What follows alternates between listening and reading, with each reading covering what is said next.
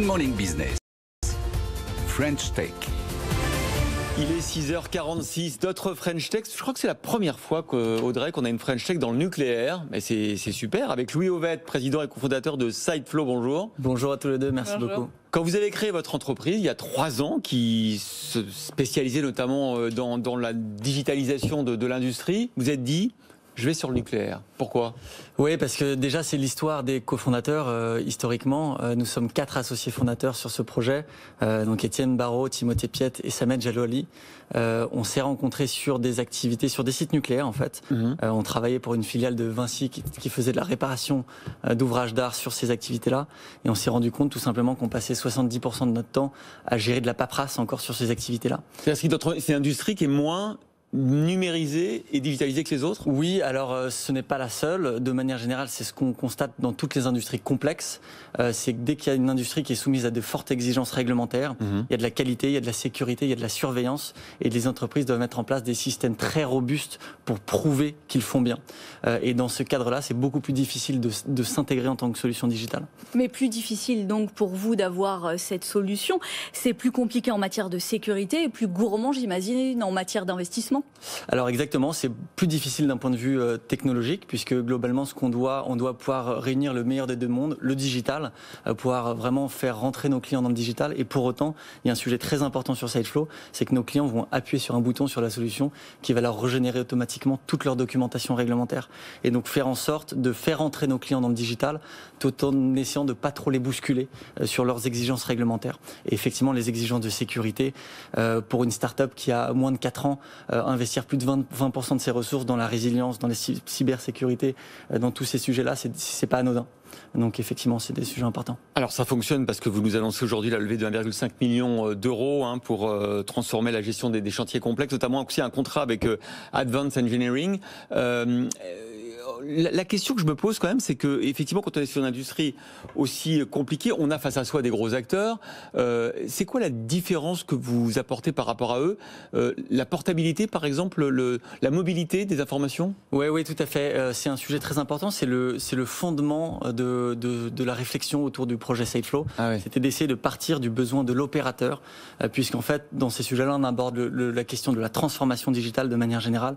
Comment on fait en sorte de transformer une organisation grâce au digital, et globalement il faut absolument que les opérateurs prennent partie à ce projet, et donc il fallait designer à tout prix un outil qui leur correspond à eux, et donc c'est une vraie différence par rapport aux acteurs historiques qui sont historiquement qui sont partis des bureaux et qui vont sur le terrain maintenant. Donc des PC qui sont partis des PC, de PLM, de solutions de gestion des assets, etc., et qui essayent maintenant d'aller sur le terrain, alors que la réflexion de Sideflow est partie vraiment de la mobilité en premier.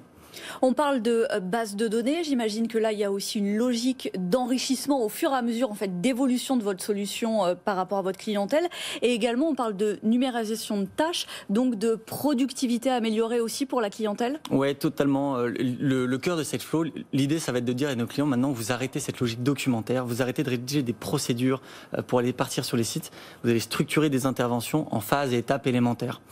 Et en faisant ça, on donne la bonne information au bon moment à un opérateur. Et donc du coup, on va aussi pouvoir capitaliser dans le temps, réutiliser des blocs d'un projet à l'autre, industrialiser vraiment la préparation des interventions et faire en sorte pour nos clients de fiabiliser leurs opérations d'une intervention à l'autre. Donc c'est vraiment l'enjeu. Vous êtes membre de la commission numérique et membre du conseil d'administration de la Nuclear Valley. Alors, je ne savais pas qu'il y avait une Nuclear Valley. Elle est géographiquement précisément située ou pas ? Oui, la Nuclear Valley, c'est situé dans le bassin autour de Lyon, qui est un fort bassin industriel. C'est vraiment intéressant parce que dans une demi-heure, on va parler de ce rapport sur la compétitivité, l'attractivité de la France. Et Lyon figure en tête désormais des régions qui attirent l'investissement étranger. Pour vous et pour la Nuclear Valley, c'est formidable parce que on sait l'engagement de la France dans le nucléaire. Le Bruno Le Maire l'a encore dit ces jours-ci.